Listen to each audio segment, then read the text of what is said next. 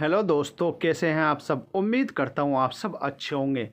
कहानी में आगे बढ़ने से पहले आप सभी से एक गुजारिश है। अगर आप हमारे चैनल पर नए हैं तो प्लीज़ हमारे चैनल को सब्सक्राइब कीजिए और हमें सपोर्ट कीजिए, जिससे हमारा हौसला बढ़े और हम आपके लिए प्यारी प्यारी कहानियाँ लेकर आते रहें। और अगर आपका कोई सुझाव है तो हमें कमेंट करके ज़रूर बताइए। तो चलिए चलते हैं कहानी की ओर। सपना ने आकर बैग टेबल पर रखा और घर को देखा। घर पूरी तरह से खाली था और खाने को दौड़ रहा था। आज उसे सब लोगों की बहुत याद आ रही थी, पर सब उसे छोड़कर जा चुके थे। किसी को मुझसे लगाव ही नहीं था।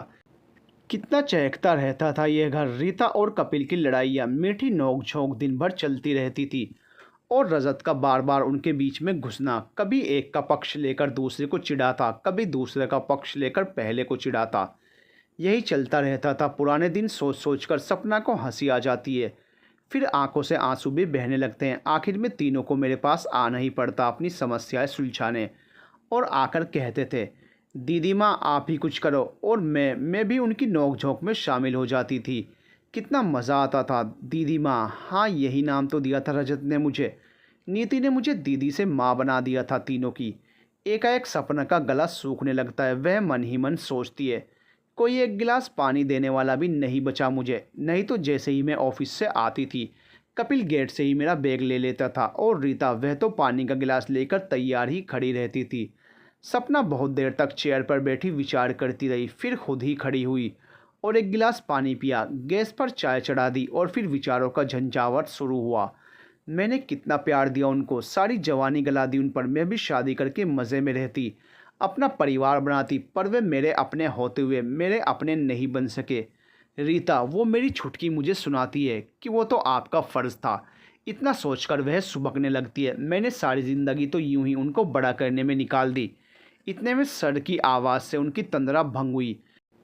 देखा तो पूरी चाय उबल चुकी थी। अब दूसरी चाय बनाने की हिम्मत नहीं हो रही थी, ना ही कुछ काम करने की। गैस को वैसे ही रहने दिया, साफ़ नहीं किया और एक कप दूध ही लेकर बाहर आ गई। दूध पीते पीते रजत की याद आ गई। मेरे लिए स्पेशल चाय बनाता था, कप मेरे सामने लाकर कहता था, ठन ठन, ये लो रजत की स्पेशल चाय, सिर्फ उसकी दीदी माँ के लिए।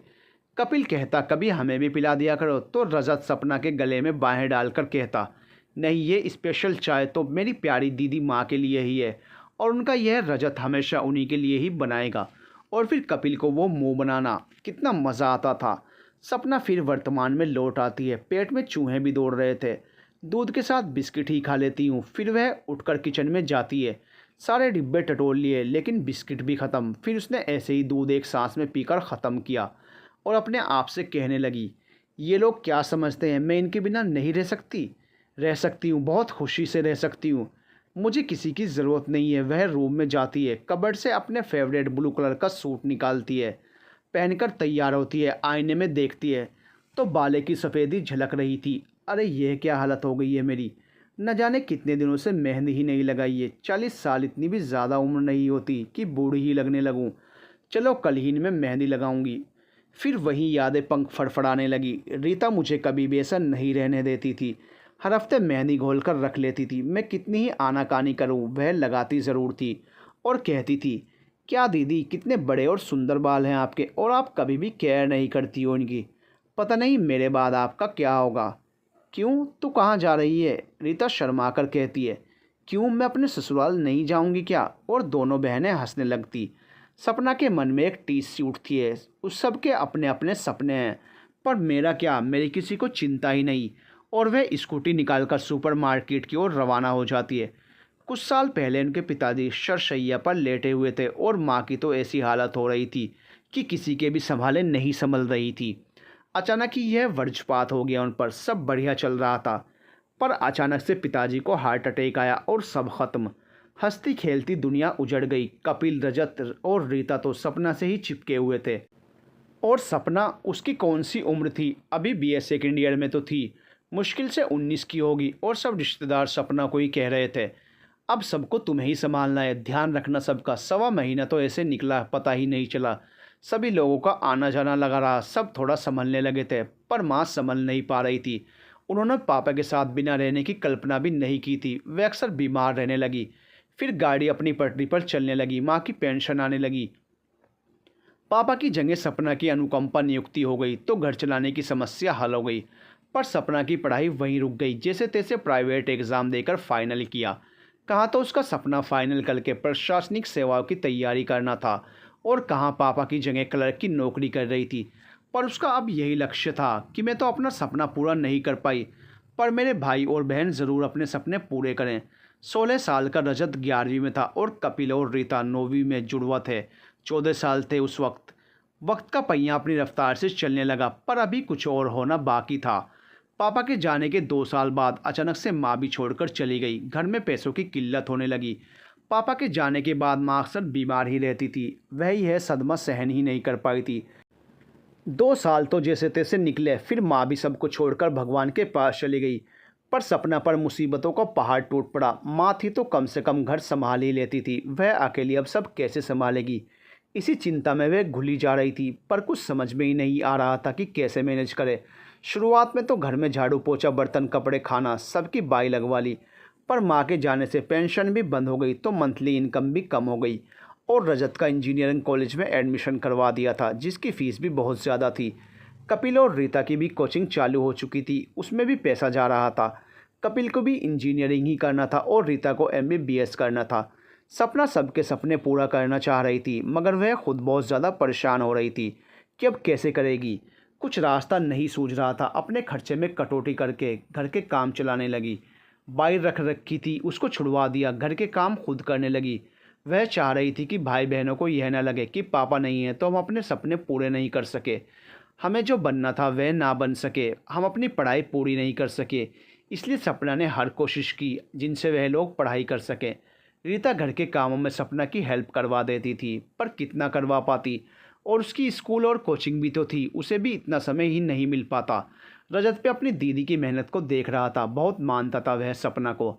रजत पढ़ने में भी मेधावी था, उसने भी बहुत मेहनत करके कॉलेज से स्कॉलरशिप हासिल कर ली, जिससे कि कम से कम फ़ीस लग सके। उसकी 50% फ़ीस माफ़ हो गई तो सपना का बोझ भी थोड़ा कम हुआ। पर कपिल रजत के विपरीत मस्तमौला इंसान था।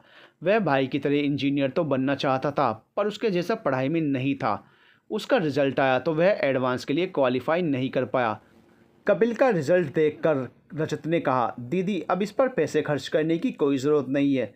कपिल ने कहा कि कोई बात नहीं दीदी, मैं अगली बार क्लियर कर लूँगा। सपना ने कहा, 1 साल और बर्बाद करेगा? हाँ दीदी, अगर मैं BE भी करूँगा तो मुझे अच्छा कॉलेज नहीं मिलेगा। 1 साल और कर लेने दो प्लीज़। रजत कहता, दीदी मेरी बात मानो, ये इस साल भी क्लियर नहीं कर पाएगा।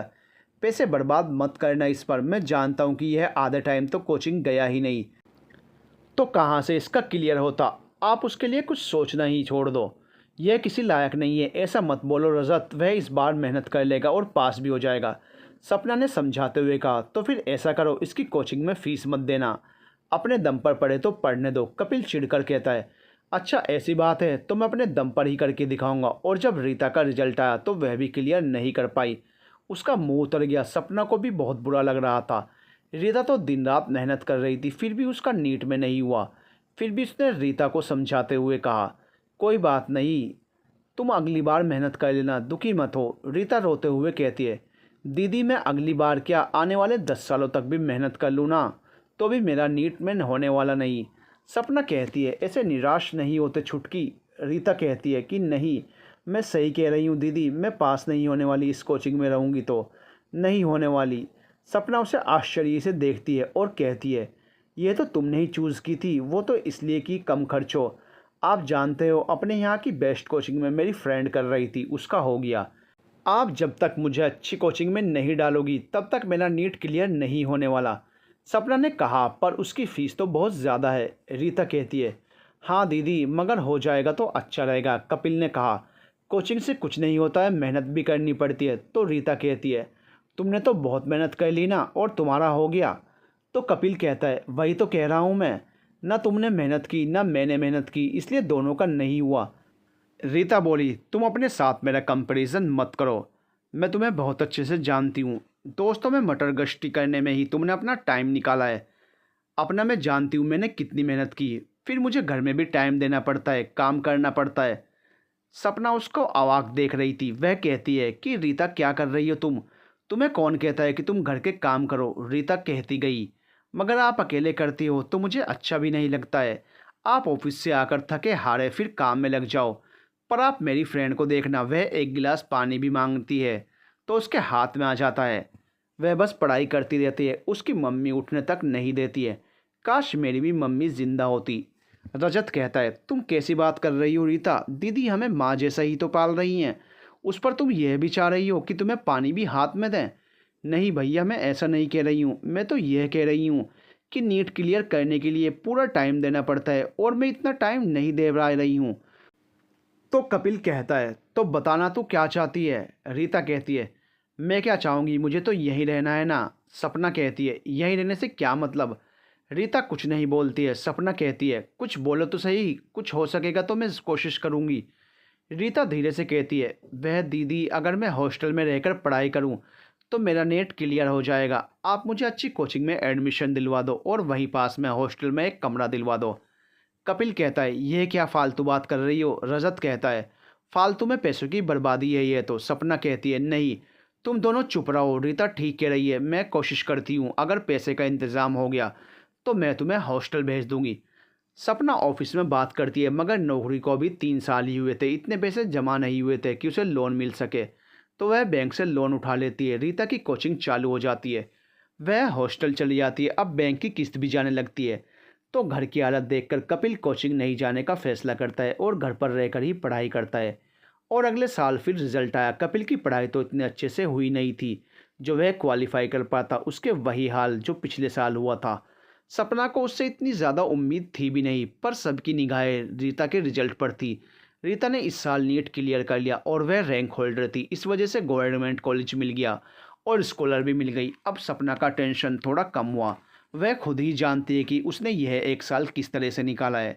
पर उसने तीनों को कोई तकलीफ नहीं होने दी थी। उसने साल भर तक कोई भी कपड़ा नहीं खरीदा, कैंटीन में खाना तक छोड़ दिया। किसी भी तरह से कंजूसी कर करके उसने पैसे बचाए, जिससे कि बैंक की किस्त भी निकलती रहे और घर भी चलता रहे।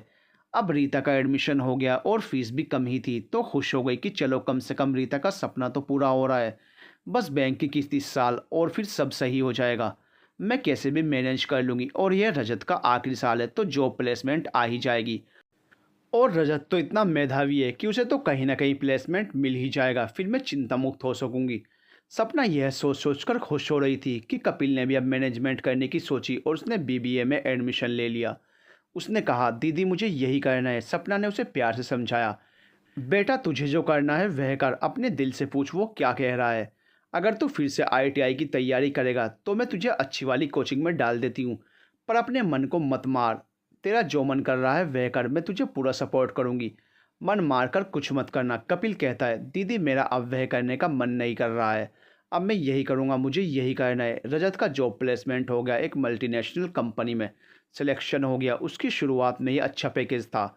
सपना बहुत खुश हो गई। उसने उस पूरे दिन मोहल्ले में मिठाई बांटी। उसके पैर ज़मीन पर नहीं पड़ रहे थे। उसका भाई सॉफ्टवेयर इंजीनियर बन गया था। आखिर उसने अपनी मंजिल पा ली थी। रजत बेंगलोर चला गया, घर के हालात भी सुधरने लगे थे। रजत जब 3 महीने बाद घर आया तो उसने सपना को कहा, दीदी माँ अपनी आंखें बंद करो और अपने हाथ आगे बढ़ाओ। सपना ने कहा, यह क्या बचपना है रजत? वह बोला, बंद तो करो दीदी माँ। सपना ने आंखें बंद कर अपने हाथ आगे बढ़ाए तो रजत ने अपनी पहली सैलरी सपना के हाथ में रख दी। सपना ने आंखें खोली तो उसकी आंखें छल छला गई। उसने कहा, यह क्या है? रजत ने कहा, दीदी सब आपकी मेहनत का फल है जो मैं इंजीनियर बन सका। यह मेरी पहली कमाई आपको अर्पित है दीदी माँ। सपना ने उसे गले लगा लिया और रोने लगी। रीता और कपिल की आंखों में भी आंसू आ गए। रजत ने कहा, दीदी आप इस पैसे को जैसे चाहे वैसे खर्च करो, यह सब आपके लिए ही है। सपना ने सचमुच वह सारा पैसा खर्च कर दिया। दबे हुए अरमानों को पूरा किया। खुद के लिए 5 साड़ियाँ और इतने ही सूट लिए। रीता, कपिल और रजत को भी बहुत से कपड़े दिलवाए। घर में फिर से बाइयाँ लगवा ली।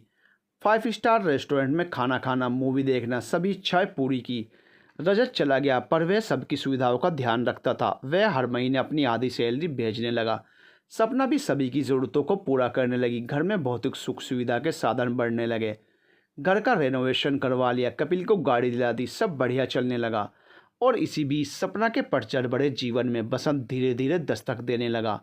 उसी के ऑफिस का क्लीग उसकी ओर आकर्षित होने लगा। अपनी जिम्मेदारियों के बीच सपना को किसी के बारे में सोचने की फुर्सत ही नहीं थी। पर उसने भी नोटिस करना शुरू किया कि सुमित उसे एकटक देखता रहता है। उसकी आंखों में प्यार झलकता है। ऑफिस में सपना की अंतरंग सहेली डिम्पल भी थी, जिसे वह अपनी हर बात शेयर करती थी। डिम्पल और सपना की पटती भी बहुत थी। डिम्पल ने भी सपना को एहसास करवाया कि सुमित उसे पसंद करने लगा है। सुमित सपना से बात करने की कोशिश करता था, पर सपना उससे ज़्यादा बात नहीं करती थी, केवल काम की बातें करती थी। पर धीरे धीरे वह भी सुमित से इम्प्रेस होने लगी। उसे सुमित का यूं देखना पसंद आने लगा। जिस दिन सुमित ऑफिस नहीं आता उसे बहुत बुरा लगता। वह अच्छे से तैयार होने लगी, थोड़ा मेकअप भी करने लगी। धीरे धीरे उसकी सुमित से बातें होने लगी, मुलाकातें होने लगी। दोनों को एक दूसरे का साथ पसंद आने लगा। सुमित तो उसे पसंद करता ही था, सपना भी उसे पसंद करने लगी। और आखिर एक दिन उसने सुमित से अपने प्यार का इजहार भी कर दिया। वैसे भी सपना अब 26 साल की हो चली थी, तो वह सोच रही थी कि शादी करके घर बसा ले। अब रजत इस लायक हो चुका था कि रीता और कपिल को पढ़ा लिखा सके। सुमित सपना के बारे में सब जानता था, सपना भी सुमित के बारे में सब जानती थी। सुमित मिडिल क्लास फैमिली से बिलोंग करता था। उसके ऊपर 2 छोटी बहनों की भी जिम्मेदारी थी। घर में बीमार माँ भी थी। सपना और सुमित ने मिलकर डिसाइड किया कि हम दोनों मिलकर जिम्मेदारी निभा लेंगे। वे दोनों मैच्योर थे और अपनी अपनी जिम्मेदारियां समझते थे। सपना भी अपने भावी जीवन के सपने देखने लगी थी, जिसमें सुमित का साथ था। सपना और सुमित की दोस्ती को लगभग 1 साल हो चुका था। दोनों ही इसे शादी में तब्दील करना चाह रहे थे और अपने अपने घर में बताना चाह रहे थे। सुमित ने तो अपने घर में बता भी दिया था और सपना सबसे मिल भी चुकी थी। सपना को सुमित का घर और घरवाले बहुत पसंद आए थे। हालांकि उनका लिविंग स्टैंडर्ड सपना के मुकाबले कम था। पर सपना ने सोचा, मैं और सुमित मिलकर इस घर की स्थिति भी सही कर लेंगे। सपना सोच रही थी कि इस बार रजत छुट्टियों में आएगा तो तीनों को बैठाकर मैं बात करूंगी। वैसे 2-3 बार सुमित घर भी आया था, तो रीता और कपिल भी उसे पहचानते थे। इधर रजत को भी जॉब करते करते 2 साल हो चुके थे। जब वह घर आया तो सपना ने कहा कि मुझे तुमसे कुछ बात करनी है। रजत ने कहा, दीदी माँ मुझे भी आपसे कुछ बात करनी है। तो कहो ना, सपना ने कहा। रजत कहता है, नहीं पहले आप कह दो, आप क्या कहना चाहती हो। नहीं पहले तुम बता दो, फिर मैं बता दूंगी। रजत कहता है, मैं यह नौकरी छोड़ना चाहता हूँ। रजत जैसे ही कहता है कि मैं अपनी नौकरी छोड़ना चाहता हूँ, तो तीनों के तीनों अवाक रह जाते हैं। सपना कहती है, क्यों, नौकरी क्यों छोड़ना चाहते हो? नौकरी तो इतनी अच्छी है तुम्हारी और कंपनी भी बहुत अच्छी है, इतना अच्छा पैकेज है। तो रजत कहता है, घबराओ मत दीदी, मैं अब कंपनी स्विच करने की सोच रहा हूँ। दूसरी कंपनी में नौकरी करूँगा तो बहुत अच्छा पैकेज रहेगा, इससे दुगना मिलेगा। सपना ने चैन की सांस ली। वह कहती है, मैं तो घबरा गई थी, मुझे लग रहा था कि क्या कारण है कि तुम नौकरी छोड़ रहे हो। रजत कहता है, पर दीदी इसमें एक समस्या आ रही है, इसलिए मैं आसानी से इस नौकरी को छोड़ नहीं पा रहा हूँ। क्यों, क्या समस्या आ रही है बताओ, हम उसे सुलझाने की कोशिश करेंगे। सपना कहती है। तो रजत कहता है, आपको पता है ना, जब मैंने इस कंपनी में नौकरी ज्वाइन की थी तो उन लोगों ने बॉन्ड भरवाया था, जिसके अनुसार मैं 4 साल तक किसी और कंपनी में काम नहीं कर सकता और इस कंपनी को छोड़ भी नहीं सकता। पर अभी 2 साल ही हुए हैं। तो कपिल कहता है, बॉन्ड के अनुसार उन्हें क्या देना पड़ेगा? रजत कहता है, अगर मैंने इस कंपनी को छोड़ा तो मुझे 5 लाख रुपए जमा करने पड़ेंगे।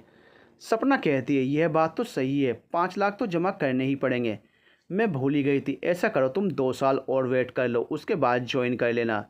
रजत मायूस होकर कहता है, नहीं दीदी, 2 साल बाद इतना अच्छा ऑफर नहीं मिला तो। सपना ने कहा, मगर 5 लाख रुपए बहुत बड़ी रकम होती हैं। रजत कहता है, हाँ दीदी बड़ी रकम है, मगर आपकी कुछ सेविंग्स तो होंगी ना, उनमें से दे दो। सपना कहती है, अरे नहीं रहे, मेरे पास कहाँ हैं पैसे। रजत कहता है, एफडी तो होगी। सपना कहती है, नहीं रहे, मुश्किल से 1 लाख होंगे। रजत कहता है, दीदी हर महीने में अपनी सैलरी भी तो देता हूँ आपको, उनको सेव करके नहीं रखा क्या? सपना कहती है, घर का खर्चा भी तो चलता है, इन दोनों की पढ़ाई चल रही है। रजत कहता है, घर का खर्चा तो पहले भी चलता था, हम तीनों की भी पढ़ाई चलती थी, तब भी आपकी सैलरी में काम चल जाता था, और अब तो मेरी भी आधी सैलरी आती थी। सपना चिढ़ के कहती है, अब तुम मुझसे हिसाब मांगोगे? रजत कहता है, दीदी मैं हिसाब नहीं मांग रहा, बस पूछ रहा हूँ। कपिल कहता है, तो तुम ही बताओ ना, तुम भी तो आधी सैलरी लेते थे, तुमने भी तो कुछ सेविंग करके रखी थी ना। रजत कहता है, मैं बेंगलुरु जैसे शहर में रहता हूँ, वहाँ पर तो तुम जानते हो कितना खर्चा होता है, मैं कैसे सेव करके रखता। कपिल कहता है, तो तुम यह भी तो देखो, यहाँ पर दीदी कैसे सेव करके रखती, वो सब हम पर ही तो खर्च कर रही है। रजत कहता है, वह तो ठीक है, मगर अब क्या करें, मैंने नौकरी छोड़ी तो मुझे 5 लाख देने ही पड़ेंगे, पर कहीं से मिल जाए तो मैं चुका दूंगा, इतना तो मैं 1 साल में ही कमा लूँगा। क्योंकि यहाँ से दुगना पैकेज है वहाँ का। सपना कहती है चलो ठीक है, मैं कोशिश करती हूँ, ऑफिस से कुछ पैसा मिल जाए तो। फिर सब सोने चले जाते हैं। सपना अपनी और सुमित की बात कर ही नहीं पाती है। सपना को रात भर नींद नहीं आती है और सोचती रहती है कि मुझसे कहाँ गलती हो गई। रजत ने ही तो मुझसे कहा था कि दीदी आप अपने सपने पूरे कर लो। मुझे क्या पता था कि वह सेविंग करने के लिए अपनी सैलरी दे रहा है।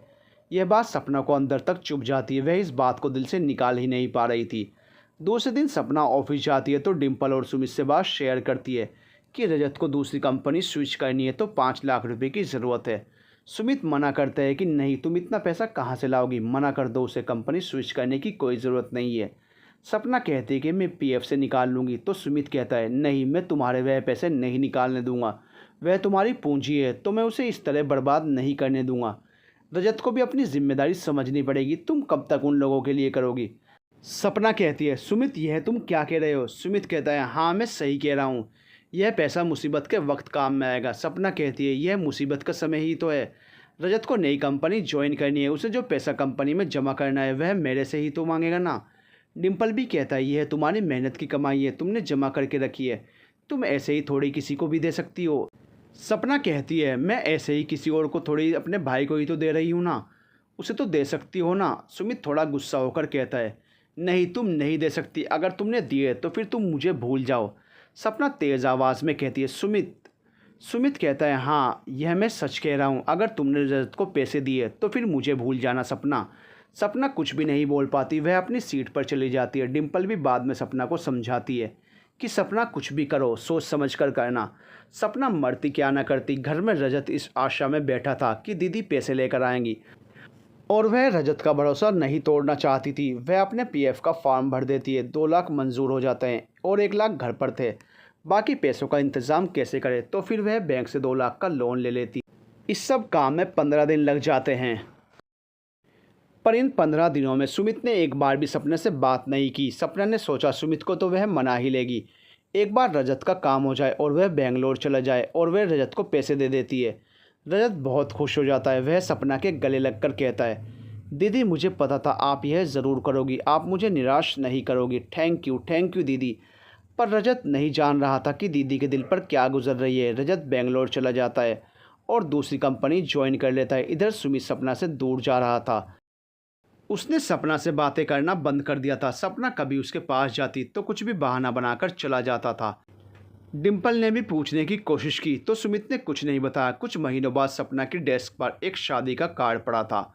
उसने खोलकर देखा तो उस पर लिखा था सुमित वेड्स नूतन। कार्ड देखकर सपना को घबराहट होने लगती है। क्या सुमित शादी कर रहा है या यह कोई और सुमित है। यह मेरे साथ ऐसा कैसे कर सकता है, वह भी तो मेरे से प्यार करता है। वह डिम्पल के पास जाती है और कहती है डिम्पल यह क्या है। डिम्पल कहती है मैं भी आश्चर्य में हूँ सपना, यह अपना ही सुमित है। उसने सबको कार्ड बांटे, बहुत खुश लग रहा था। वो सबसे हंसकर बातें कर रहा था। मैंने उससे कहा भी कि तुम सपना के साथ ऐसा नहीं कर सकते, तो वह बोला कि तुम भूल जाओ इस बात को। मैं भी भूल चुका हूँ, मैं उस रिलेशनशिप से बहुत आगे निकल चुका हूँ, अब कोई फ़ायदा नहीं। फिर मैं कुछ बोली ही नहीं, तुम नहीं थी तो तुम्हारे टेबल पर ही कार्ड रख कर चला गया। पर वह ऐसा कैसे कर सकता है मेरे साथ डिम्पल। डिम्पल कहती है वह शायद तुम्हारे लायक ही नहीं था, इसलिए अच्छा ही हुआ जो वह चला गया। सपना कहती है ऐसा क्यों बोल रही हो, मैं बहुत प्यार करती हूँ उससे।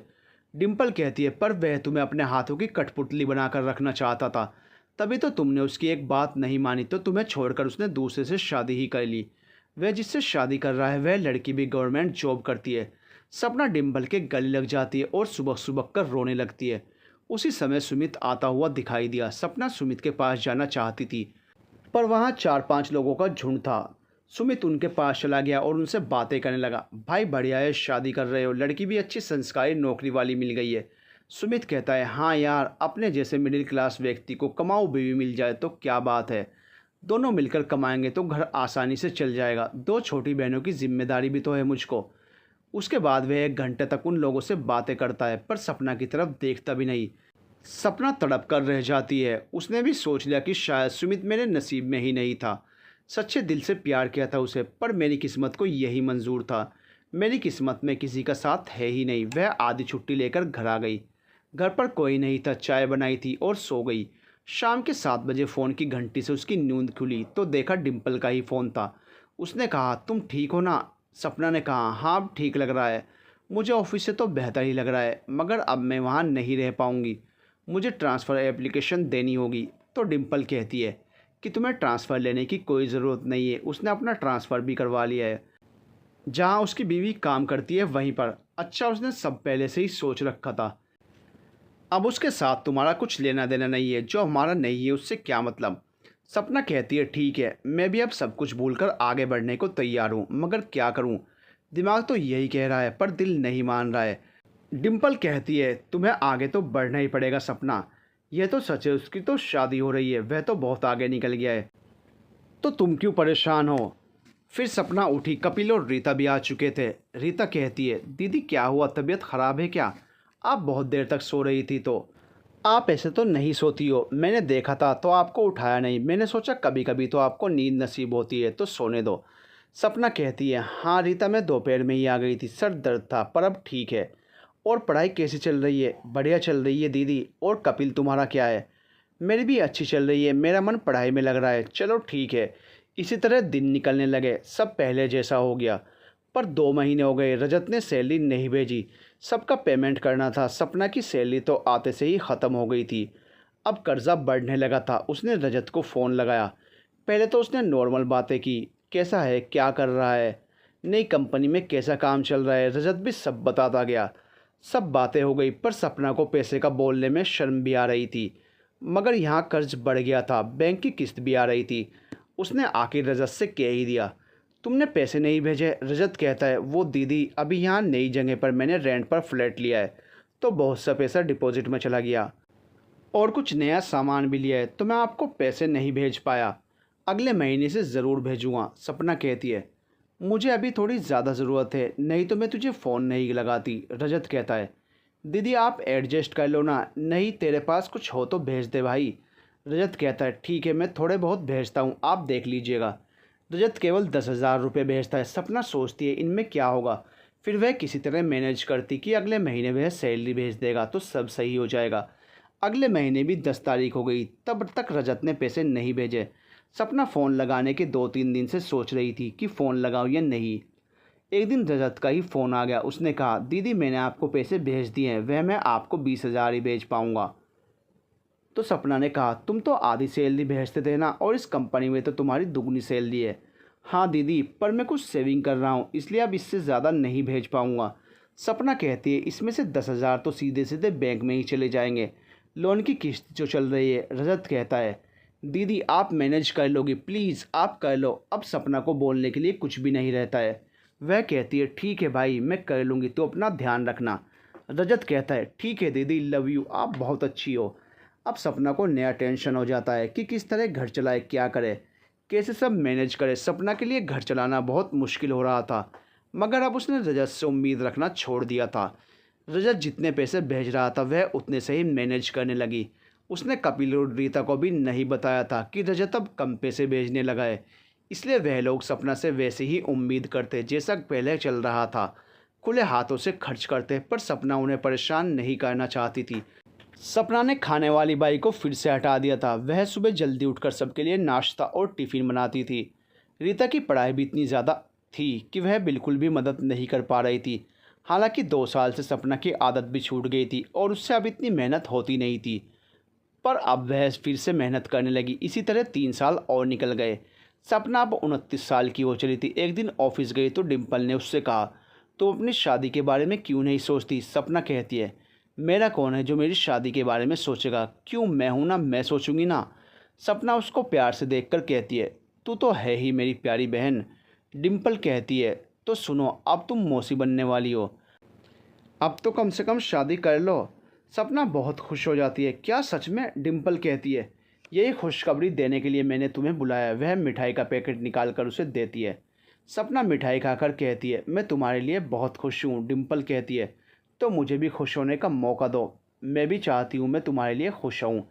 सपना कहती है तुम तो जानती हो मुझको कितनी जिम्मेदारियाँ हैं, शादी के बारे में तो सोच भी नहीं सकती।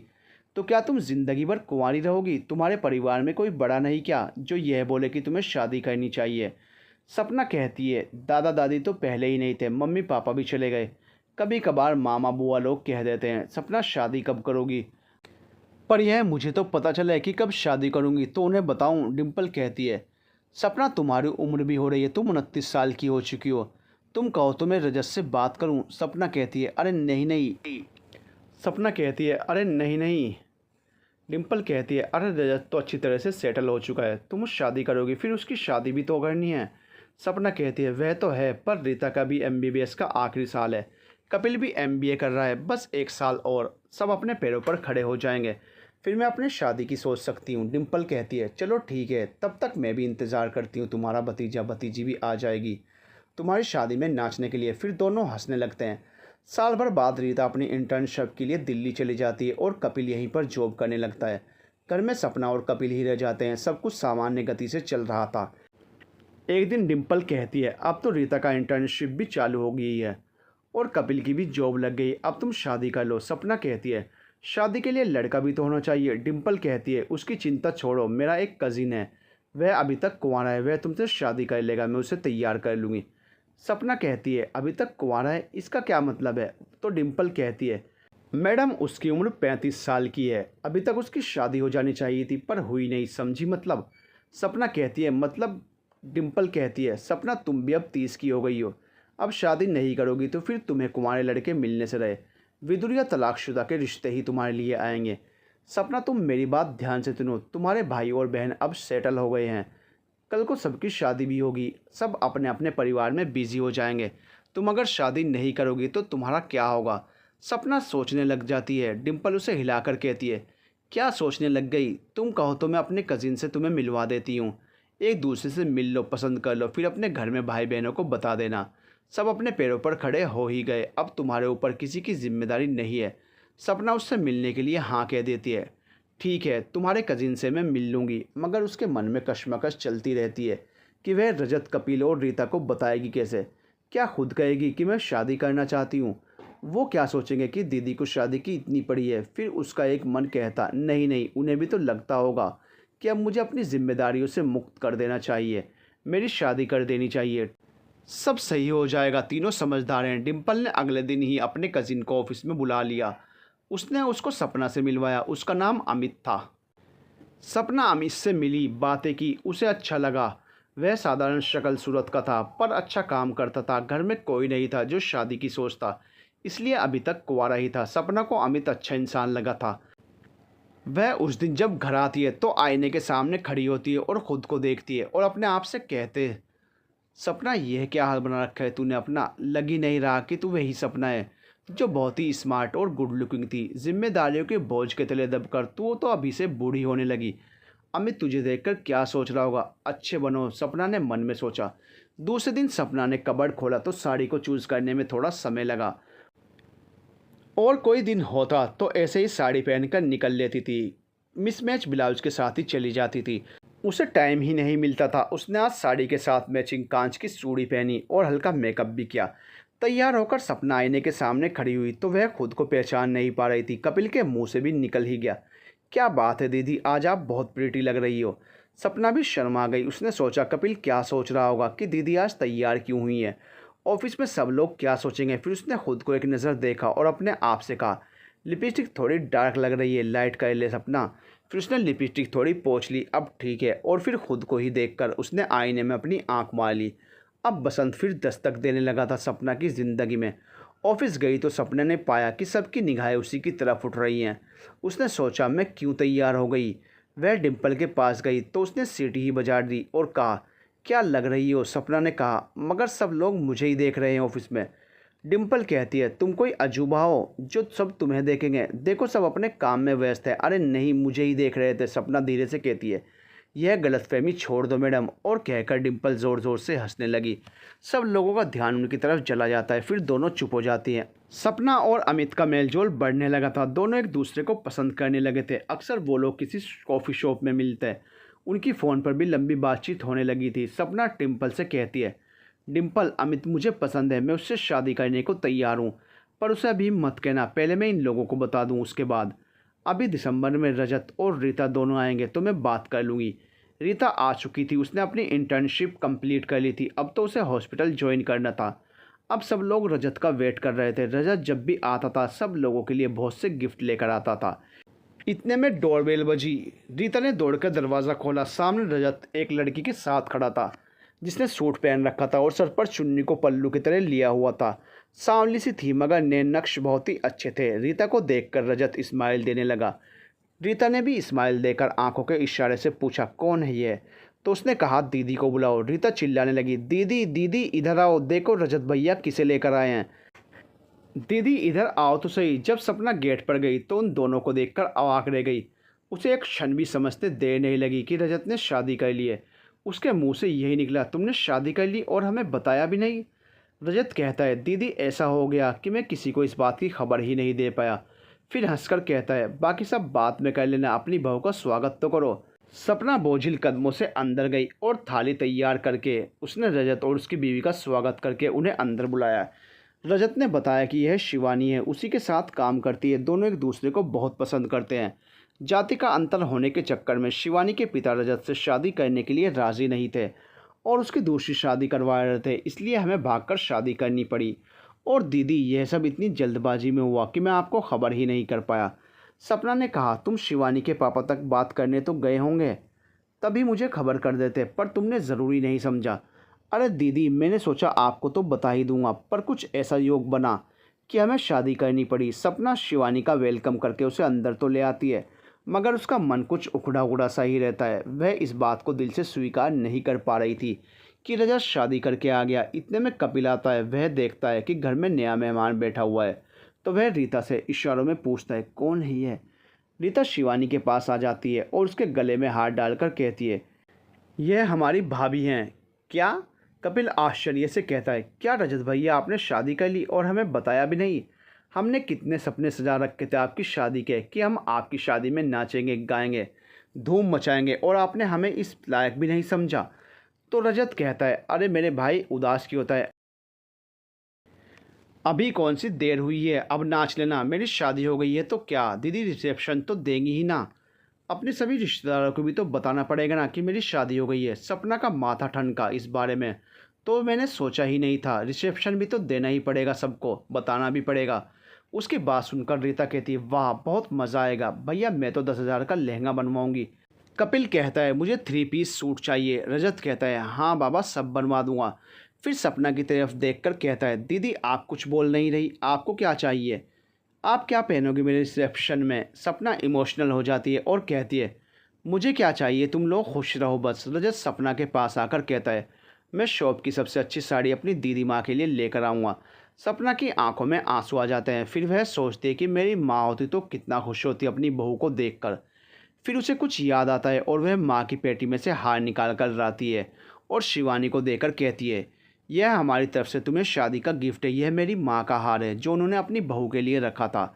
यह अब तुम्हारा हुआ। बहुत ही हैवी हार था और नक्काशी भी बहुत बारीकी से की गई थी। उस हार को देखकर शिवानी भी खुश हो जाती है। रात भर वे लोग बातें ही करते रहते हैं। रजत बताता है कि किस तरह उन लोगों का प्यार हुआ और शादी की प्लानिंग, फिर शादी कैसे की। और सपना को यह सोचकर रात भर नींद नहीं आई कि रिसेप्शन का इंतज़ाम अब कहाँ से करेगी। इतने सालों से सेविंग तो हो रही थी और वह भी नाम मात्र के बराबर। दूसरे दिन सपना ऑफिस जाती है तो डिम्पल उसका रास्ता ही देख रही होती है। डिम्पल उससे पूछती है, बात करी तुमने रजत और रीता से? आ ही गए होंगे दोनों। सपना कहती है, हाँ दोनों आ गए, मगर मैं बात नहीं कर पाई। अरे क्यों नहीं कर पाई, अब देर क्यों कर रही हो? अमित तो अच्छा है ना, पसंद है ना तुमको? सपना कहती है, अमित बहुत अच्छा है, अमित में कोई ख़राबी नहीं है, मगर मैं उन लोगों से बात नहीं कर पाई अपनी शादी के बारे में। उसका कोई और कारण है। क्या कारण है बताओ मुझे। सपना कहती है, आज जब रजत आया तो अपनी वाइफ को साथ में लेकर आया। डिम्पल कहती है, क्या वाइफ को साथ लेकर आया है? अरे उसे शर्म नहीं है, अपनी बड़ी बहन के रहते खुद ने शादी कर ली। पहले वह तुम्हारे बारे में सोचता, फिर उसे अपने बारे में सोचना चाहिए था। सपना बात को बनाते हुए कहती है, एक्चुअली वह बहुत समझदार है, ऐसा ही करता, पर शिवानी के पापा उसकी शादी किसी और से करवा रहे थे, इस वजह से उन्हें भागकर शादी करनी पड़ी। डिम्पल कहती है, तुम भी ना अपनी बहन भाइयों की ही साइड लिया करो। फिर डिम्पल थोड़ा खुश होकर कहती है, चलो रजत ने शादी कर ली, इससे एक बात तो अच्छी हो गई, तुम्हारी जिम्मेदारी कम हो जाएगी। सपना कहती है, कैसे? रजत की वाइफ आ गई है, मतलब तुम्हारे घर की बहू आ गई है, अपना घर वही संभालेगी। रीता और कपिल की जिम्मेदारी भी उसी की हो गई, उनकी शादी करेगी और अब तुम शादी बेफिक्र होकर कर सकती हो। तुम्हारी कोई जिम्मेदारी नहीं रहेगी और तुम अब आराम से शादी कर सकती हो। सपना कहती है यह पॉइंट तो मैंने सोचा ही नहीं था। रजत की शादी करने से मैं इतना दुखी हो गई थी कि कुछ और सोचने की फुर्सत ही नहीं मिली। चलो अच्छा है। सपना कहती है एक और परेशानी है। डिम्पल कहती है बोलो मैडम, हम आपकी परेशानी दूर करने के लिए ही तो बैठे हैं। एक्चुअली रजत चाहता है कि एक अच्छा रिसेप्शन दे दो और सब रिश्तेदारों को बताओ कि रजत की शादी हो चुकी है। डिम्पल कहती है अब फिजूल खर्च करके क्या करना है, शादी करके आ तो चुका है, सबको फ़ोन पर बता दो। नहीं डिम्पल, रिसेप्शन तो देना ही पड़ेगा, हमारे घर की पहली शादी है, मुझे बहुत चिंता खाई जा रही है, पैसे कहाँ से आएंगे। डिम्पल कहती है तुम रजत से बात करो ना, रजत भी तो सेविंग कर रहा था इतने सालों से, कुछ तुम्हारी कुछ रजत की, दोनों मिलाकर दे देना, क्यों टेंशन लेती हो। सपना कहती है ठीक है, मैं रजत से बात करती हूँ। सपना घर आती है तो सभी लोग बाजार गए हुए रहते हैं। सपना रीता को फ़ोन लगाती है तो वह बताती है कि हम लोग शॉपिंग करने गए हैं। सपना सोचती है ये लोग अकेले ही चले गए, कम से कम मुझे बताते तो सही। फिर बाजार से जब वे आते हैं तो एक एक के हाथों में 8-8 10-10 पैकेट रहते हैं। कपिल कहता है अरे दीदी, हम लोग शॉपिंग करने गए थे, आप परेशान तो नहीं हुई ना। हमने इतनी सारी चीज़ें खरीदी, इतनी सारी चीज़ें खरीदी कि आप देखते ही रह जाओगे, कैसी शॉपिंग करी तुमने। रीता कहती है अरे दीदी, रजत भैया की शादी की शॉपिंग, अब देखो तो सही, वे लोग सब पैकेट खोल कर दिखाते हैं। बहुत सारी साड़ियाँ, कपड़े, ड्रेसेस, ज्वेलरी और न जाने क्या क्या चीज़ें थी।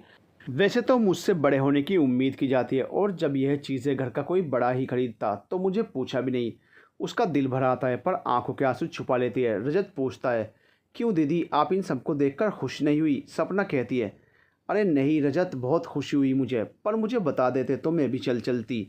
अरे दीदी, मैंने सोचा भी कि आप घर में सबसे बड़ी हो तो आपको ही ये सब करना चाहिए, मगर फिर मैंने सोचा आप ऑफिस में थकी हुई होगी तो आपको कहाँ परेशान करें, इसलिए हम ही लोग चले गए और ले आए। अच्छा किया ना हमने। सपना हम कह देती है और देखो अब खाना भी नहीं बनाना, बाहर से खाना पैक करवा कर लेकर आए हैं और अब सब मिलकर खाएंगे। रात को सपना रजत से रिसेप्शन और पैसे की बात करती है, पर रजत कहता है हाँ दीदी, मैंने सेविंग तो करी है, मगर उस सेविंग से हम लोगों ने घर लेने का डिसाइड किया है।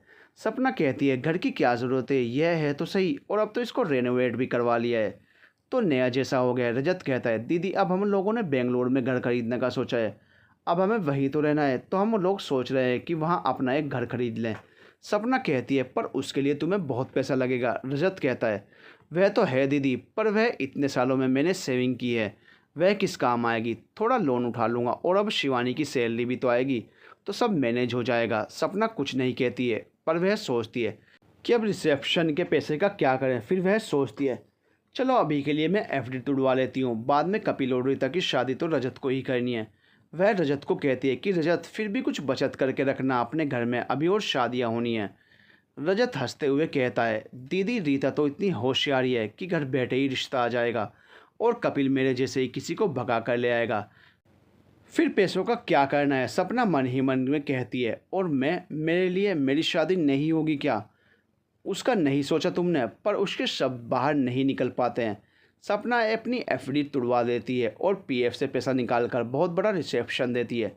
आखिर उनके ख़ानदान में पहली शादी थी, सभी लोग सपना की बहुत तारीफ़ करते हैं। परिवार वाले और रिश्तेदार बहुत खुश होते हैं कि इसके मम्मी पापा नहीं रहे, तब भी इसने अपने भाई बहनों को इतना पढ़ाया, बड़ा किया, अपने पैरों पर खड़ा किया और इतनी अच्छी तरह से शादी भी की। पर कुछ लोग दबी ज़ुबान पर यह बात कर रहे थे कि सपना की शादी पहले होनी थी, पर सामने से नहीं बोल पा रहे थे। सपना ने किसी की बातों पर ध्यान नहीं दिया।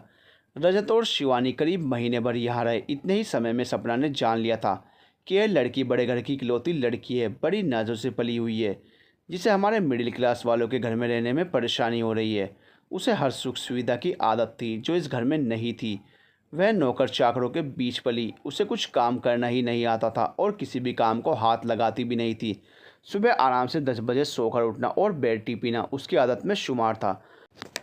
शुरू में तो सपना ने 10 दिन की छुट्टी ले रखी थी तो उसने एडजस्ट कर लिया, पर जब उसने ऑफिस जाना शुरू किया तो घर की सारी व्यवस्था ही गड़बड़ाने लगी। रीता भी कब तक करती, उसने तो रजत से साफ साफ कह दिया अपनी बीवी का काम आप करो भैया, मुझसे नहीं सहे जाते उनके नखरे। रजत रहने तो 2 महीने आया था पर 1 महीने में ही अपनी टिकट्स करवा ली थी। जिस दिन रजत और शिवानी गए उस दिन रीता, कपिल और सपना तीनों ने चैन की सांस ली, मगर इस आपाधापी में सपना अमित वाली बात करना ही भूल गई। दूसरे दिन सपना जब ऑफिस पहुंची तो डिम्पल बहुत परेशान दिख रही थी, तो वह सीधे डिम्पल के पास ही चली गई और कहा क्या हुआ, क्या परेशानी हो गई है? डिम्पल कहती है सब तुम्हारी वजह से हुई है। सपना कहती है क्या हुआ भाई, एक परेशानी को तो विदा करके आई हूँ। डिम्पल कहती है उसी वजह से, और क्या, तुमने अपने बारे में बिल्कुल ही नहीं सोचती। तुम्हें पता भी है क्या हुआ है तुम्हारे साथ? सपना कहती है तू ही बता दे क्या हुआ है। अमित ने तुम्हारा रास्ता देखते देखते दूसरी लड़की को हाँ कह दी। डिम्पल आश्चर्य से पूछती है मगर क्यों? अमित तो मुझे पसंद करता था ना। हाँ तुम्हें पसंद करता था, पर उसने 2-3 और लड़की देखी थी, तुम मुझसे ज़्यादा पसंद थी। तुमने उसे हाँ नहीं बोला था ना, तो वह कब तक वेट करता? तुम अपने बहन भाइयों में ही उलझी रहो, अपने बारे में मत सोचो। तुम वहीं लगी रहो और अमित को तुमसे बेहतर लड़की मिल गई, अब वह उससे शादी कर रहा है। सपना तुम अपने बारे में बिल्कुल भी नहीं सोचती। एक दिन ऐसा आएगा कि मैं भी तुम्हारे बारे में सोचना छोड़ दूंगी। सपना का दिल बैठ जाता है, वह फिर डिम्पल से कुछ भी बात नहीं करती है और भारी कदमों से अपनी चेयर के पास जाती है और बैठ जाती है। डिम्पल भी सोचती है कि सपना को अकेले ही रहने दे।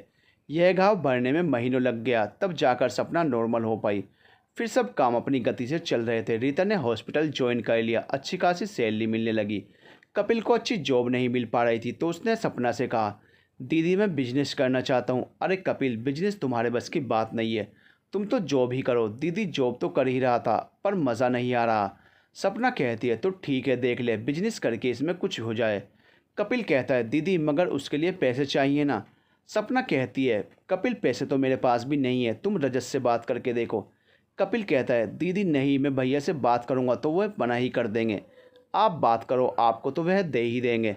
सपना कहती है कपिल मुझे रजत से मांगना अच्छा नहीं लगता, अब तो वह कुछ भी नहीं भेजता। कपिल कहता है आप मेरे लिए इतना भी नहीं कर सकती हो क्या? चल तू कहता है तो एक बार बोल कर देखती हूँ, मगर कुछ नहीं हो पाया तो फिर तेरी जॉब का ही देखेंगे। ठीक है दीदी मैं तैयार हूँ। सपना रजत से बात करती है, पर रजत अपने ही रोना लेकर बैठ जाता है कि दीदी आप तो जानती हो शिवानी को कितनी रईसी में रहने की आदत है। हमें लाखों में रुपये मिलते हैं मगर पता ही नहीं चलता कहाँ चले जाते हैं। दीदी मुझे आपकी बहुत याद आती है कि आप कितने कम पैसों में भी इतने अच्छे से घर चला लेती थी और कितने अच्छे से मैनेज करती थी, पर यहाँ पर लाखों रुपये भी कम पड़ते हैं। ऐसा नहीं है कि वह लड़ाकू है या मेरी नहीं सुनती है, वह दिल की बहुत अच्छी है, मगर उसे रईसी में ही रहने की आदत है, तो वह क्या करे? अभाव में रहना क्या होता है वह जानती नहीं। सपना क्या कहती, रजत के हालात देखकर वह दुखी ही दुखी हो जाती है। रजत कहता है मैं उसे समझाता हूँ कि थोड़ा कम पैसा खर्च कर दो, तो वह कहती है कोई बात नहीं, पापा से ले आते हैं जो मुझे पसंद नहीं आई। तो मैं ये कोशिश करता रहता हूँ कि उसकी ख्वाहिशें पूरी होती रहें। सपना कहती है चलो ठीक है भाई, चल अपना ध्यान रखना। अच्छा एक काम ऐसा कर, तू कपिल को ही बुला ले, वहाँ पर कोई अच्छी जॉब मिल जाए तो। रजत एकदम से कहता है अरे नहीं दीदी ऐसा मत करना, मुश्किल से हम दोनों का ही गुजारा होता है, कपिल आ जाएगा तो और खर्चा बढ़ जाएगा। रजत तेरा भाई है वो, कल को मैं कहूँगी कि तू कपिल और रीता को अपने पास रख ले, मैं जा रही हूँ तो तू क्या करेगा? अरे दीदी आप ऐसा क्यों बोल रही हो, आप कहाँ जाओगी? आपकी जिम्मेदारी है वह। सपना कहती है और तुम्हारी? रजत कुछ नहीं बोलता है, सपना भी कुछ नहीं बोलती, बस वह सोचती है ये सब मेरी जिम्मेदारी है और मेरा क्या। गाड़ी फिर अपनी गति से चलने लगती है। कपिल वहीं जॉब करने लगता है। रीता ने अपनी सेविंग्स से क्लिनिक खोल ली थी, वह हॉस्पिटल और क्लिनिक दोनों देखती थी। रजत साल में एक बार आता था, वह अब एक बच्चे का बाप भी बन चुका था। उस बच्चे की किलकारी से उनका आंगन गूंजने लगता। शिवानी भी थोड़ा बहुत सबको समझने लगी थी। सपना अब 37 साल की हो चली थी। डिम्पल ने अब उसे शादी के लिए कहना ही छोड़ दिया था। वह अक्सर कहती तुम्हें शादी के लिए बोलना जैसे बहरे के सामने ढोल बजाना, जिसका कोई मतलब ही ना हो। संडे का दिन था, सपना आंगन में धूप में बैठी थी, तभी एक बड़ी सी गाड़ी घर के बाहर आकर रुकी और एक संभ्रांत से दिखने वाले व्यक्ति अंदर आए। उन्होंने पूछा आप ही सपना जी हो ना? जी मैं ही हूँ, मुझे आपसे कुछ बात करनी है, आइए। सपना उन्हें अंदर ले जाती है। वो कहते हैं आपसे कुछ मांगने आया हूँ। जी कहिए। जेके हॉस्पिटल मेरा ही है जहाँ आपकी बहन काम करती है। ओह, मैं अपने बेटे के लिए आपकी बहन रीता का हाथ मांगने आया हूँ। मेरा बेटा उसी के साथ काम करता है, दोनों एक दूसरे को जानते हैं और पसंद भी करते हैं। मुझे भी रीता बहुत पसंद है और उसे अपनी बहू बनाना चाहता हूँ, पर रीता ने कहा है कि वह आपकी मर्ज़ी के बिना शादी नहीं करेगी, इसलिए मैं उसका हाथ मांगने आपके घर पर आया हूँ। सपना बहुत खुश हो जाती है, वह रीता की तरफ देखती है तो रीता सर झुकाकर सहमति दे देती है, तो सपना भी हाँ कह देती है और रीता की शादी की तैयारी चालू हो जाती है। सपना रीता की शादी की तैयारी चालू कर देती है। रजत और शिवानी भी आ जाते हैं। इस बार शिवानी अपनी जिम्मेदारी समझ रही थी। घर की बड़ी बहू होने के नाते सब तो नहीं पर बहुत से काम कर रही थी। सपना यह देखकर ही खुश थी कि शिवानी ने कुछ तो जिम्मेदारी समझी। रीता का इतने बड़े घर में रिश्ता हुआ है तो सपना ने अपनी हैसियत से ज़्यादा खर्च किया था। हालांकि रीता के ससुराल वालों ने मना किया था कि हम सब कर लेंगे, पर सपना ने फिर भी सब किया। सपना के पैसे और रीता की सेविंग भी काम में आई। सभी रिश्तेदार शादी में आए, सपना की बढ़ चढ़कर तारीफ करते रहे, मगर सबने सपना की शादी के बारे में बोलना ही छोड़ दिया था। जिसे सबने आशा ही छोड़ दी थी कि अब सपना की शादी होगी भी। किसी को उसके सपने और फ्यूचर के बारे में नहीं सोचना था और आखिरी रीता विदा हो गई। कुछ दिन बाद रजत, शिवानी और छोटा बेबी भी चले गए। घर सूना हो गया। अब कपिल और सपना ही बचे घर में। रीता का ससुराल शहर में ही था, पर वह इतना आ नहीं पाती थी। अपने काम और ससुराल में ही बिजी रहती थी। इधर सपना के जीवन में बसंत ने धीरे धीरे दस्तक देना चालू किया। सपना के नए बॉस आए थे अनुराग। वह विधुर थे, पत्नी की असमय मौत से आहत थे।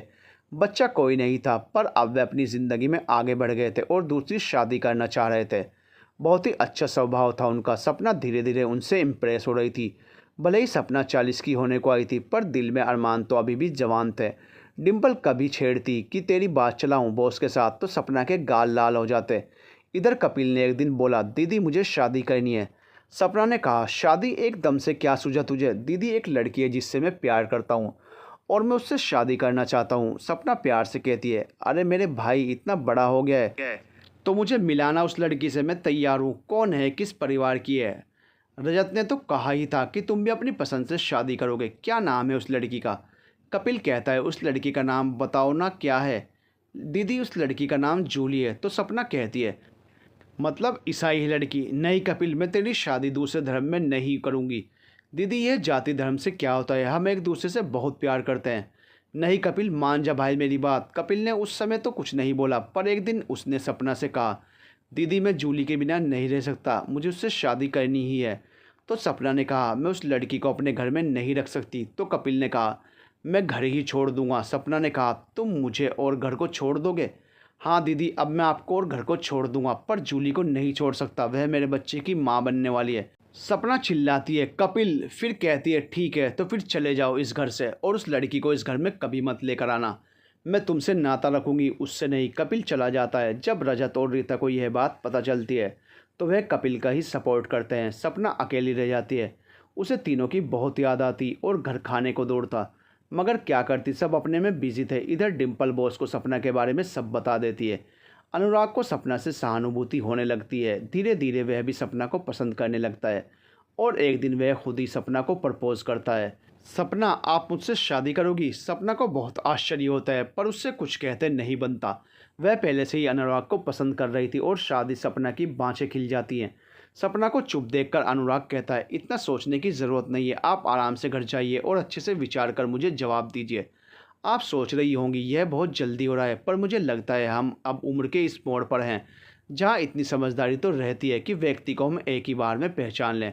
आप मुझे पसंद हो और आप मेरे बारे में सब जानती हो। मैं आपके जवाब के इंतज़ार में रहूँगा। सपना डिम्पल के पास जाती है, उसे सब बताती है। तो डिम्पल कहती है, पागल तूने हाँ क्यों नहीं कहा? सपना कहती है, पहले मैं अपने बहन भाइयों को तो बताऊंगी ना। डिम्पल चिढ़कर कहती है, उनकी बात लेकर बैठ गई। उन्हें अब तुमसे कुछ मतलब नहीं है, तुम शादी कर लो और उन्हें भी सब लोगों को जैसे इनविटेशन दे देना। सपना कहती है, नहीं वह मेरे अपने हैं, उन्हें तो मैं बताऊंगी। घर आकर सपना तीनों को फ़ोन लगाती है और कहती है कि बहुत ज़रूरी काम है, तुम तीनों आ जाओ। दूसरे दिन तीनों आ जाते हैं। सपना ने अनुराग के बारे में बताया तो रजत कहता है, शादी वो भी इस उम्र में? दीदी आप तो 40 की हो गई हो, अब आपको पहले ही शादी कर लेनी थी ना। सपना के सीने पर 3 सा चुभता है। रीता कहती है, आपको भी क्या सूझी दीदी, मेरे ससुराल वाले क्या कहेंगे? कपिल कुछ कहता नहीं है, पर उसकी भी मौन असहमति ही होती है। सपना रजत को चिल्लाकर कहती है, तुम्हें पता है मैंने शादी क्यों नहीं की? शादी की उम्र में मैं शादी कर लेती तो तुम लोगों को कौन पालता, और अब तुम बड़े होकर बड़ी बड़ी बातें कर रहे हो। और रीता तुम अब बोल रही हो कि तुम्हारे ससुराल वाले क्या कहेंगे। जब कपिल ने दूसरे धर्म में शादी की तो तब तुम्हारे ससुराल वालों ने कुछ नहीं कहा, और मैं 40 की उम्र में शादी कर लूँगी तो तुम्हारे ससुराल वाले अब बोलने लगेंगे। तुम लोग क्या मेरे अपने नहीं हो? तुम्हें मुझसे कुछ मतलब नहीं है क्या? सब मेरी त्याग की बातें करते हो कि दीदी ने हमारे लिए ये किया, दीदी ने हमारे लिए वह किया। दीदी हमारी माँ है, पर क्या किसी ने दीदी के बारे में सोचा? दीदी की क्या फीलिंग है? दीदी की भी कुछ ज़रूरतें हो सकती हैं, यह तो किसी के दिमाग में नहीं आया। मैं तो सबकी अपनी थी, पर मेरा कोई अपना नहीं रहा। चले जाओ सब यहाँ से, मुझे तुम लोगों की क्या किसी की भी ज़रूरत नहीं है। कपिल कहता है, ऐसी बात नहीं है दीदी, तुम भी चुप रहो, मुझे किसी की भी बात नहीं सुननी, चले जाओ यहाँ से तुम। धीरे धीरे करके तीनों चले जाते हैं। सपना लूटी पीटी सी बैठी रहती है, उसे बहुत रोना आ रहा था। घर पूरा खाली खाली लग रहा था, उसे सभी पुरानी बातें याद आ रही थी। कपिल और रीता की शरारत, रजत का दोनों से उलझना वह नहीं भूल पा रही थी। फिर उसने सोचा कि नहीं, मुझे इन सब चीज़ों से आगे निकलना ही चाहिए, और उसने अनुराग को फ़ोन लगा दिया। उसने अनुराग से कहा कि अनुराग जी, मैं आपसे शादी करना चाहती हूँ, मैंने फ़ैसला कर लिया है, इसलिए मैंने आपको फ़ोन पर ही जवाब देना उचित समझा। अनुराग बहुत खुश हो जाता है। वह कहता है, सपना आपने मेरे दिल की इच्छा पूरी कर दी है, अब हम जल्दी से शादी करेंगे। तो सपना कहती है, पर आपसे एक रिक्वेस्ट है। कहिए क्या बात है? हम कल ही शादी कर लें तो कैसा रहेगा? अनुराग थोड़ा उलझन में पड़ जाता है, फिर कहता है, ठीक है आप जैसा कहें, पर इतनी जल्दी कोर्ट में तो शादी हो नहीं पाएगी, तो हम लोग मंदिर में ही शादी कर लेंगे। सपना कहती है, ठीक है हम मंदिर में शादी कर लेते हैं। अनुराग कहता है, आप बोल दीजिए आपकी तरफ से कितने लोग आएंगे, मैं अपनी तरफ से भी बोल देता हूँ। सपना कहती है, मेरी तरफ से डिम्पल रहेगी और कोई नहीं आएगा। अनुराग कहता है, मेरी तरफ से भी 2-4 लोग ही रहेंगे। उसके बाद सपना फिर पुरानी एल्बम निकाल कर सबकी फ़ोटो देखने लगती है और रोने लगती है। ऐसे ही सारी रात निकल जाती है। अनुराग का फ़ोन आता है। वह कहता है कि सुबह के 10 बजे का समय है, मैं 9 बजे आपको मंदिर से ले लूँगा। और 10 बजे सपना की शादी डिम्पल और 4 लोगों की मौजूदगी में अनुराग के साथ हो जाती है, और सपना विदा होकर अनुराग के घर चली जाती है। सुहेग से सपना को उदास देखकर अनुराग उससे पूछता है, क्या तुम खुश नहीं हो इस शादी से? सपना कहती है, नहीं मैं खुश हूँ, मैंने अपनी मर्ज़ी से शादी की है आपसे। पर सपना कहती है और रुक जाती है। अनुराग कहता है, तुम मुझे अपना समझकर सब बातें कह सकती हो। अनुराग से अपनेपन की बातें सुनकर सपना अपना सब दुख उसके सामने उड़ेल देती है। अनुराग कहता है, वे कभी ना कभी तो तुम्हें समझेंगे, इतना उदास मत हो। और अनुराग उसे गले से लगा लेता है। अनुराग के प्रेम बंधन में सपना अपने समूह भूल जाती है और प्रेम सागर में गोते लगाने लगती है। अनुराग के गले लगे सपना को कब नींद आ गई पता ही नहीं चला। दूसरे दिन सुबह उसकी नींद खुलती है तो नौकर आकर कहता है कि मैडम आपसे मिलने कोई आया है। सपना कहती है, मुझसे मिलने कौन आ गया, वो भी अनुराग के घर। वह नीचे जाकर देखती है तो नीचे कपिल और एक लड़की बैठी। सपना नीचे आती है और कहती है, कपिल तुम? हाँ दीदी मैं, और यह जूली। सपना उसे देखती है। करीब 23-24 साल की लड़की 7 महीने का गर्भ लिए खड़ी थी। वह कहती है, दीदी आपके बारे में मुझे कपिल ने बताया तो मैंने इससे बहुत झगड़ा किया। कितना गलत है वह, आपको ऐसे समय छोड़कर आ गया। कपिल उसके पैरों में पड़ जाता है और कहता है, दीदी मुझे माफ़ कर दो। जूली कहती है, मैं आपका कन्यादान करूंगी दीदी। सपना की रुलाई निकल आती है। वह सोचती है, यह लड़की अभी खुद माँ नहीं बनी है और मेरी माँ बन रही है। वह खुशी से उन दोनों को गले लगा लेती है। इतने में रजत और शिवानी भी आते हैं। आते से ही रजत सपना के गले लगकर खूब रोता है। वह कहता है, दीदी मैं बहुत बुरा हूँ, आप मेरी पिटाई करो, पर अब कभी भी हमें घर से निकलने का मत कहना। मैं आपसे बात किए बिना नहीं रह सकता। तभी बाहर से रीता और उसका पति भी आ जाते हैं। वह कहते हैं, दीदी अब हम आपकी शादी करेंगे। सपना कहती है, अरे मेरी शादी तो हो चुकी है। कपिल कहता है, नहीं हम नहीं मानते उस शादी को, हम अपने घर से आपको धूमधाम से विदा करेंगे। तभी डिम्पल आती है और कहती है, और नहीं तो क्या, मेरी बेटी को तेरी शादी में भी तो नाचना है। तभी अनुराग आता है और कहता है, अरे तुम सब लोग मेरी बीवी को कहाँ ले जा रहे हो, मैं उसके बिना नहीं रह सकता। तो सब कहते हैं, अब तो वह शादी के बाद ही आपके घर आएगी। फिर सब बैठकर बातें करते हैं। सपना कहती है, अब रहने दो, अब शादी हो चुकी है।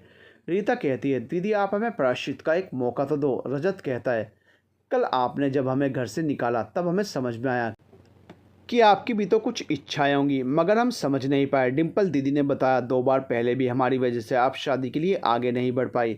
कपिल कहता है, हम तो समझ ही नहीं पाए, पर दीदी आपने क्यों नहीं कहा, हम तो पहले ही बुद्धू। फिर सब हंसने लगते हैं, माहौल हल्का हो जाता है। फिर सब डिसाइड करते हैं कि सपना की शादी अपने घर से बहुत ही धूमधाम से की जाएगी। सपना सोचती है, मेरे सपनों ने आखिर अपने बारे में सोचकर मेरे बारे में सोचा। अपने तो अपने ही होते हैं। 3 दिन बाद सब मिलकर सपना की शादी धूमधाम से अनुराग से करते हैं और सपना अपने घर से विदा लेकर अनुराग के घर आ जाती है और अपनी नई जिंदगी की शुरुआत करती है।